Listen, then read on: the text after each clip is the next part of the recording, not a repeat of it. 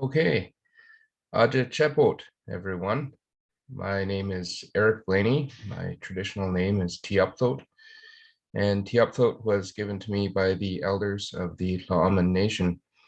And Tiapthot was Bob George, also known as Chegajemu, and he lived in Theodosia mostly, but was also recorded on Texada Island trading with the Hudson's Bay ship, the Beaver, in the late 1800s.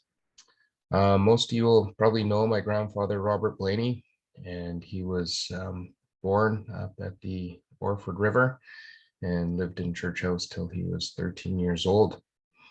So my roots to the Homalco people are deep, and I always consider myself a dual citizen with Homalco and Tla'amin, and we got a pretty good mix of Klahus in there as well.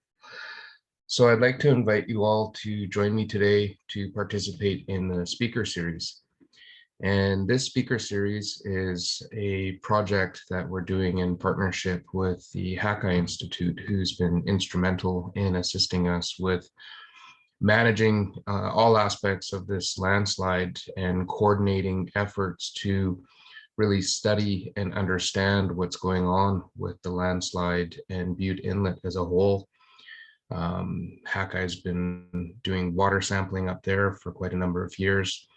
And when this large landslide happened in November, they were very forthcoming and quick to provide us with the information needed to start calculating the impacts to wildlife and to salmon and water up in Bute Inlet and Southgate.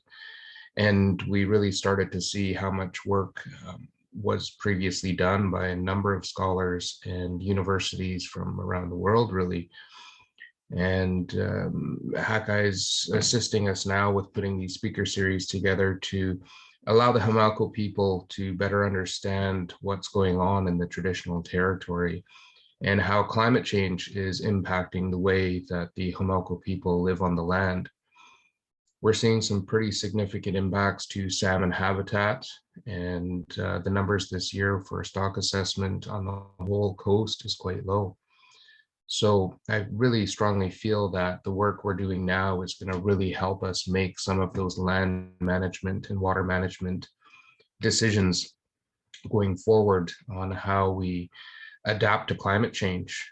And as I record this right now, we have seen one of the largest storms to ever hit the coast, and they're calling it a bomb cyclone, which is some of the lowest pressure systems that have come through the Pacific Northwest ever in recorded history. We've also seen some of the hottest temperatures ever recorded on history in the area with the heat dome that happened this summer.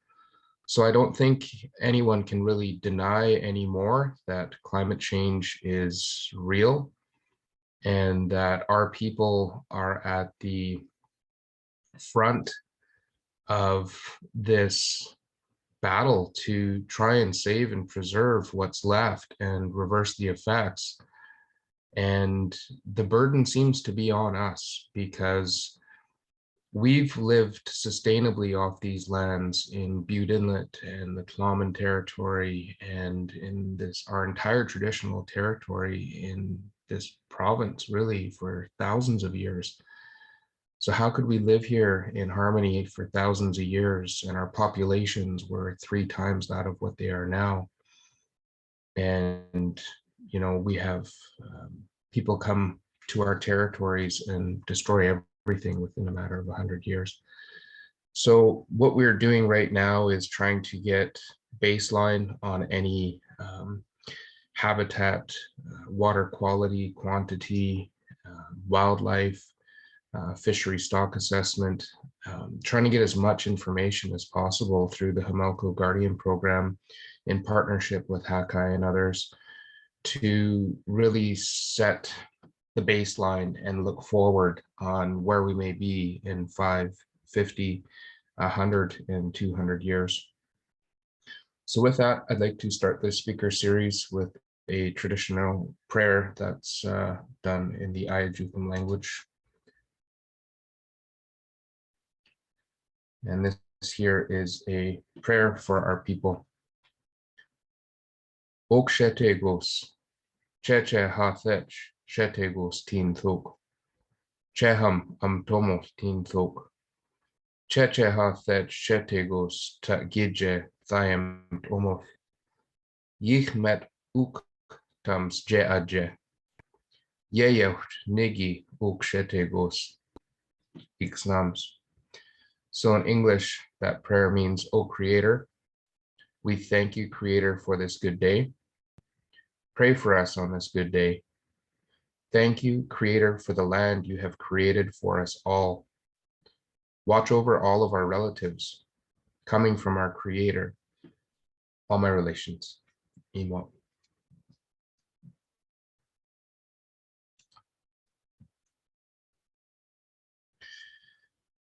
All right, so now what I'm going to do is jump in here to a couple of the items that I have here to share with you all today. So we're going to start here with a video that is done from the helicopter during one of the water sampling days up there, which happen every month. And it's a pretty stunning video. So I'll cue that up here.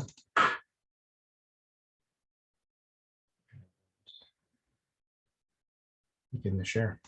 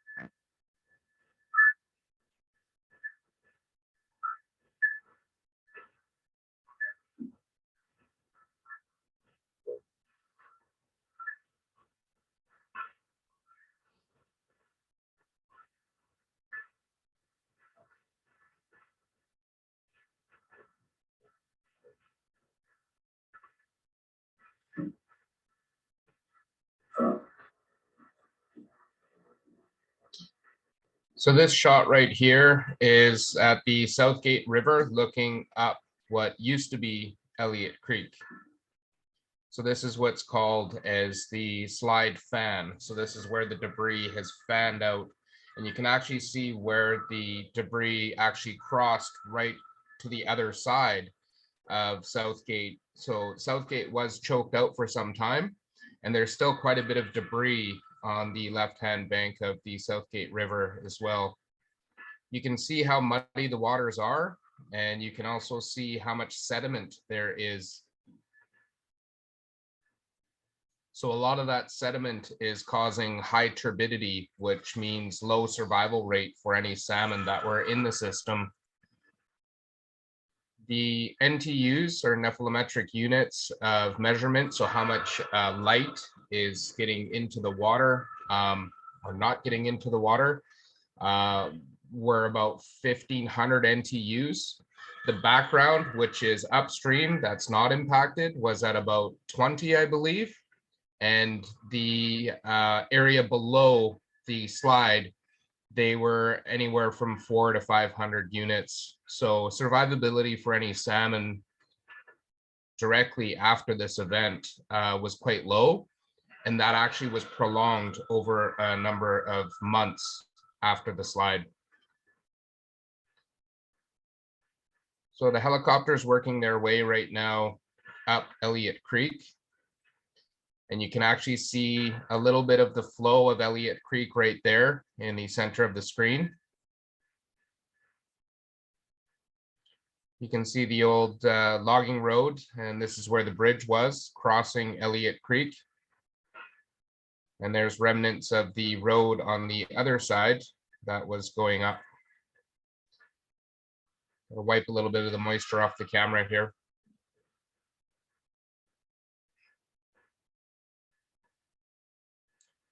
So the issue that we're having still to this day are all of these boulders that are sitting on the edges of the landslide. So every time we get a large rain event, it scours out the banks, and we have boulders that come down, and they basically trigger new events. And that also causes the river to move. So whenever we get a weather system that comes through, kind of like this bomb cyclone, everything changes again. And just over the last couple of weeks, the river kind of came back to a place where it was going through the trees. It was reestablishing itself back into a decent location. Whereas about 3 or 4 to 6 months after the slide, we were actually seeing the river take a hard turn off into the logging slash that's at the bottom, which was not good. It braided off in about 6 different locations. And we were looking at some interventions at that point in time to try and get this Elliot Creek going through some of the treed areas that are left. So you can see this big debris pile right here. A lot of that is now gone after the rain events this summer and the rain events over the last couple of weeks here.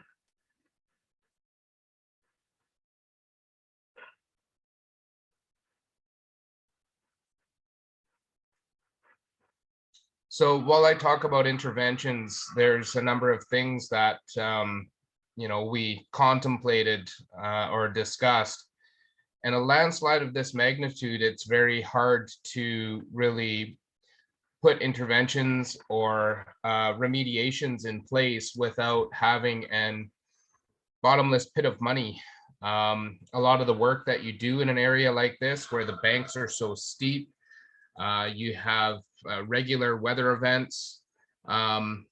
It's trial and error for a lot of them. Because these banks are so steep and still sloughing away, it's going to take many years for this system to come back naturally. And the Homalco Chief and Council have had a very difficult time, wondering, what do we do? And what can you do on a landslide of this magnitude? The camera really doesn't do it justice, and you can see the visual impacts of this slide on the river. And trust me, when you are up there on the land, it's honestly heartbreaking to see the amount of debris and trees and muddy water and impacts it's had to this area.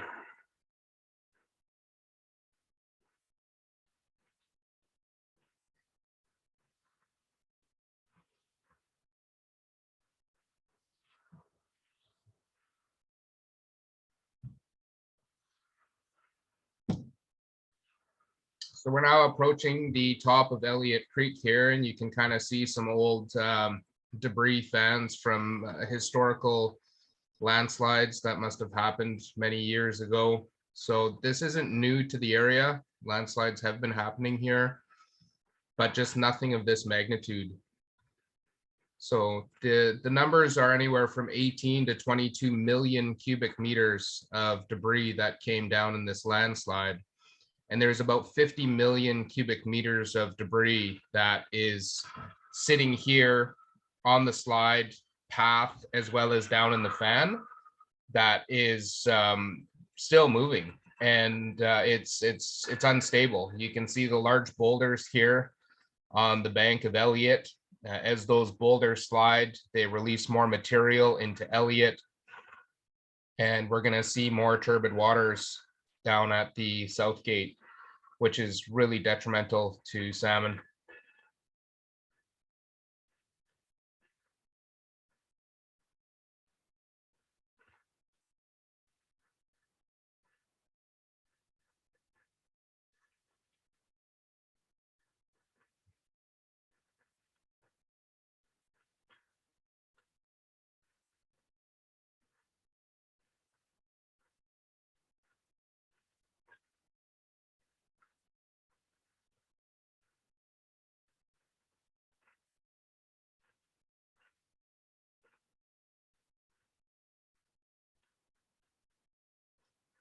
So we're now approaching the headwaters of Elliot Creek and approaching Elliot Lake here.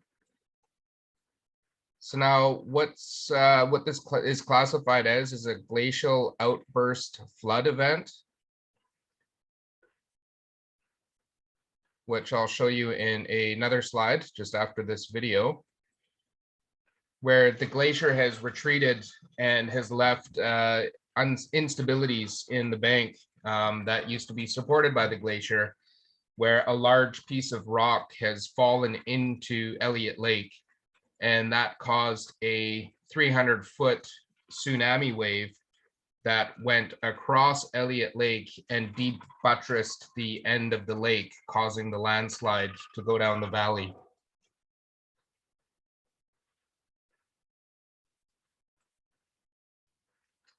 So you can now see Elliot Lake in the frame, and you can see where the glacier has been retreating at the top of Elliot Lake. And you can actually see the large rock walls now that became unstable as the glacier retreated. So looking at this work, we're actually looking at every lake in Bute Inlet right now and looking at the possibility of this happening in other places. And there are quite a few other places that have been risk profiled to determine exactly what kind of impacts glacial outburst flood would have in those areas, and looking at what possibilities there are for large chunks of rock to be destabilized and drop into these lakes and cause the same kind of effect. So you can just see the steepness here of the walls going into Elliot. And since this event, every time we fly up there, we're actually seeing more and more material falling down into Elliot Lake. So a lot of the water that was in this lake is now displaced with gravel and sediment. And there still is a risk of another event, possibly similar in size, possibly not, happening. So when we're doing any work up at Southgate or on Elliot, we always have to watch our back. We always have to have the best information possible. And Department of Fisheries and Oceans has been up here and they've installed temperature sensors and cameras up here. So we're actually getting that data to interpret and create a planning hazard assessment for our staff whenever we go up into this area. You do not want to be caught on that slide and see another event coming down at you, because this basically here, I believe it was about 30 minutes or so, probably 30 to 45 minutes from the time of this rock falling into the lake to the point in time where it actually reached the bottom of the Southgate River. So here you can see what's left of the glacier.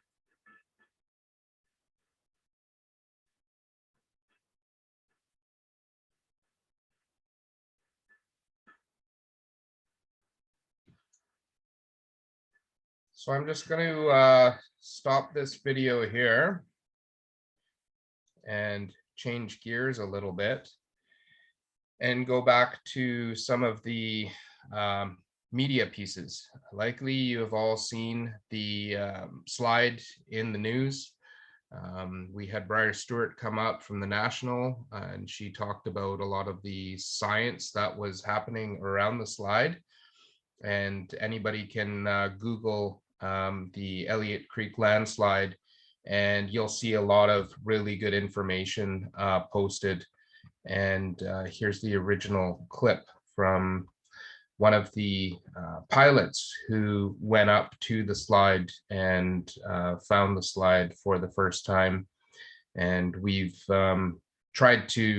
used the same company quite a number of times to go up there. And it's always good to hear of any changes that they see, because they're still bringing up loggers and other natural resource technicians to the area. So they typically check the area out every time they're up there.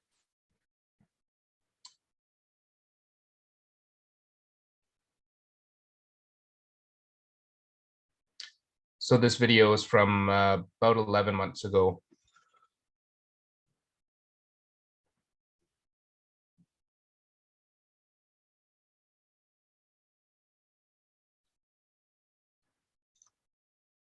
So another thing I'd like to share is some of the camera imagery that we have of the area. And what we did is installed a number of cameras that they're like game cams, they are game cams, in areas that we thought were very important to monitor. And I just want to show people some of the imagery that we've captured. And Derek Heathfield has put together these time lapses from Hakai, and phenomenal imagery that really helps see this river system throughout seasonal changes and throughout different weather patterns and weather systems coming through, and just how quick things can change up there. It's quite intense to see, and it's really hard, again, like I say, to give information to the leadership of Homalco and say this is kind of what we should do, knowing that, you know, you go and dump $1 million or $2 million into an intervention and it might not work, is a huge risk. So that's why having the most up-to-date information on what your goals are and how this information can incorporate land management activities or decisions, and also incorporate climate change, because we need to look at what the climate's going to do over the next 50 years, because your investment of putting time and effort and money into restoring salmon habitat could end up like this, where your river just completely dries up and there is no habitat anymore. So you really need to take into consideration the climate change impacts over the next 5, 50, 70, and 200 years. And with Indigenous nations, this isn't new to us. We've been planning on a 220-year cycle since time immemorial. When you look at 7 generations, you're looking 220 years out and planning your footprint of today to make sure that in 220 years, your children and grandchildren and their great-grandchildren have resources such as you have today. So the next piece here is a sketch fab. You're gonna upload that one again. But basically it's just a 3D rendering of that rock face up there, and you can actually see the spot that had given away and dropped into Elliot Lake. So it was quite a large piece of rock that caused that landslide and debuttressed the lake.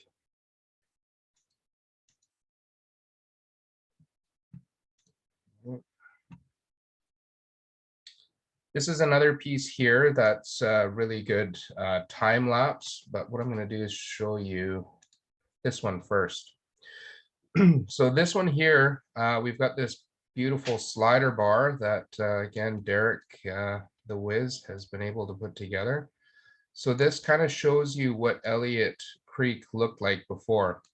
So this was the Elliot Lake or Creek up here, and you can see it coming down the middle of the screen. And then this is the Southgate River here, where you can see where Elliot Creek has joined the Southgate River. So that's the information from the LiDAR or the flyover pre-slide. And this is what it looks like after the slide. So I'll just do that again, so you can see the pre-slide. And this is what it looks like post-slide. So this is one of the best visual impacts I've seen that really shows you in real time how this slide has impacted this habitat. You can see the coho pools are at the very bottom of my screen. So that habitat there was critical for wintering coho, who would have been on the Elliot Creek system. And you can see here, those pools are no longer there. They've been completely wiped out.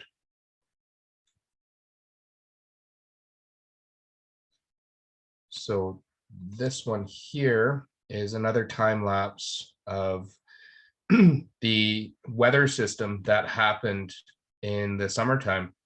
So we all had that huge rain system come through most of our communities, and my instant thoughts were, what is it doing to the landslide area?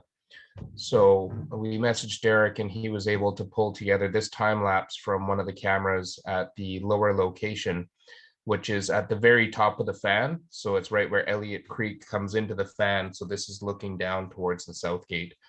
So you can actually see the water here picking up, getting more turbid. You can see it scouring away that bank. You can see how much material here is now moving. You can see the river moved in about 6, 7, 8 different ways before digging out and scouring out that channel and finding a new path. So just let that run again one more time. So again, talking about climate change interventions and work that we'd like to do or like to see up there. It's really hard to have heavy equipment in an area like this that is changing so fast and that is still quite unstable. So here is the latest slider here. So you can actually see the difference between what the slide looked like in July and what it looked like in April. So the difference here is a lot of fine sediment sitting on the top, and you can see the river system braided off here into this logging slash, which was down this way. So this is where we're actually looking at some interventions of dropping some large woody debris up here, maybe putting some riprap in and trying to guide the Elliot Creek back down in through the trees here. And we were discussing the options of reestablishing these coho pools down at the bottom for wintering habitat. And then you can see after that very large storm event that river in the video that I just showed you, the video was shot from right here looking down. So after that large storm event, the river has now kind of smartened up a little bit and it's come down the middle, but you're still seeing some heavy braiding here. So the ideal solution is to try and get this river back down here through these large timbers so that there is shade and there's some habitat left and that can reestablish for future salmon coming back to this system, and some natural filtration for this water and sediment as well. So I can close those two now. So this here is another shot that I love this imagery here. And we are right now standing on top of the glacier, and we are looking down at what used to be Elliot Lake and what's left of it now, and looking down towards the Southgate River, and there's Mount Bute there. So you can actually click on these here, and that gives you a different perspective. So we're now at the top of the slide, looking at the glacier. So you can see here that the glacier here was coming down and entering Elliot. And this slide debris here, likely this is where that large chunk came off and nicked the glacier and dropped into Elliot Lake and caused that massive tidal wave that debuttressed the lake down here and caused all that debris to go down into Elliot Creek.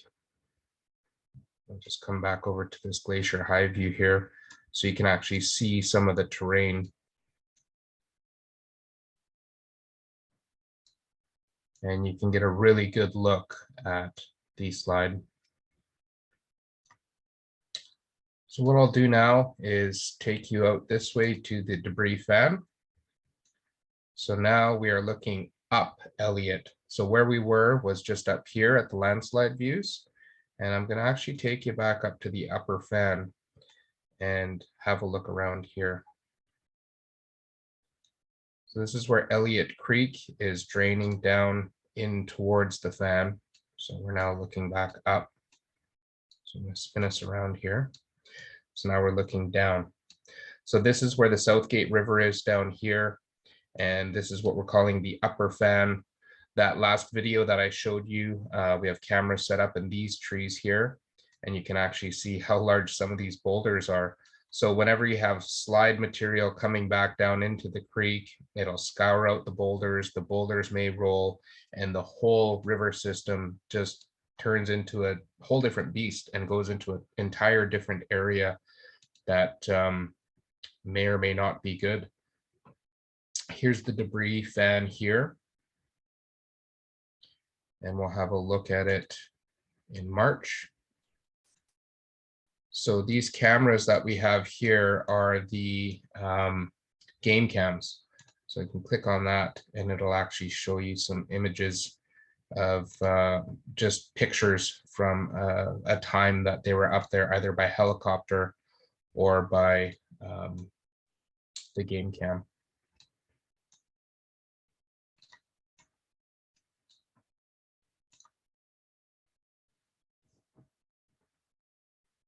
So you can see here that a lot of these big timbers here are intact, and it's going to provide some decent habitat if we reestablish the Elliot Creek back in through this. And you can actually kind of look at where the coho pools were, and those coho pools would have been just down in this area here. So this is the Southgate River after the slide, so you can actually see how much debris was in the Southgate River at the time directly after the slide.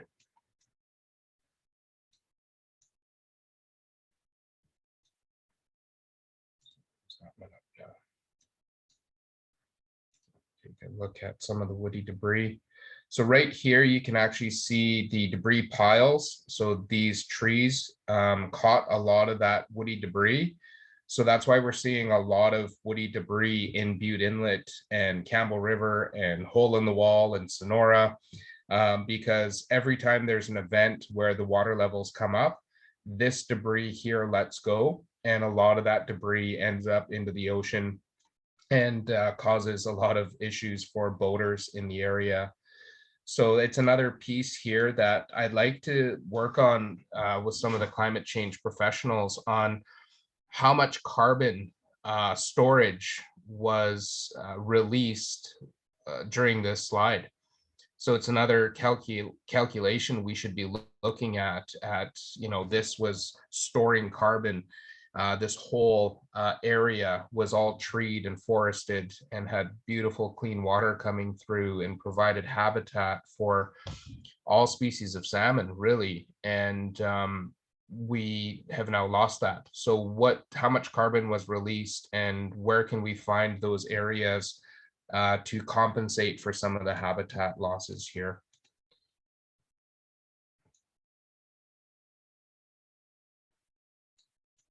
So these are just some of the tools that have been made available to us from Hackeye that have been just a complete game changer for the industry and for land management decisions, and for looking at the actual live effects of climate change in an area that are monumental for Indigenous communities to now try and deal with and make critical decisions around, and for our people to really contemplate economic development opportunities, the way we harvest off the land, the way we live off the land, and every little bit that we do in our daily lives that impact climate change.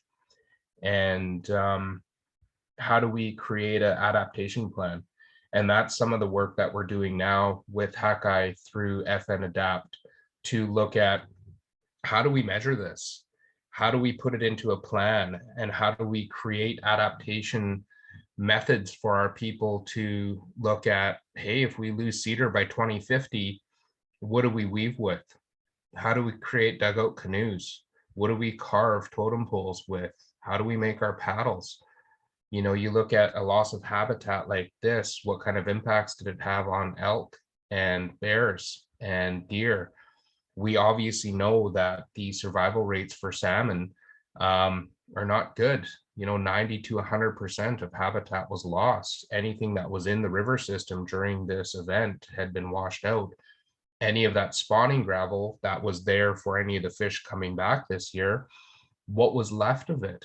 So we have a monumental task as the Homalco Guardian Program and Homalco Nation to try and wade through this and look at the opportunities to collect information and create a climate change adaptation plan for the region, for the area, and then let people know how we expect them to operate within our territory with respects to hunting and logging and fishing, because there isn't really much good information on these natural resource sector impacts to climate change and impacts like this.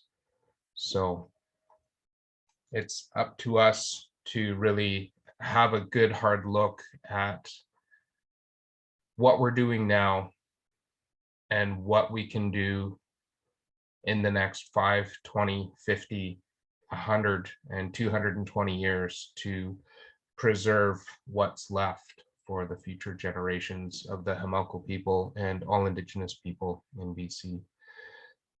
So with that, I'd like to thank you for coming to this presentation or viewing this presentation. And we would ask you to share it widely with your family and friends and your Indigenous relations in the city and beyond, to have a look at the territory, have a look at your traditional territory and what climate change is doing and having impacts on your traditional rights and title and way of life, and help us out with coming up with a vision or a way for us to move forward and plan for the future generations of Homalco people.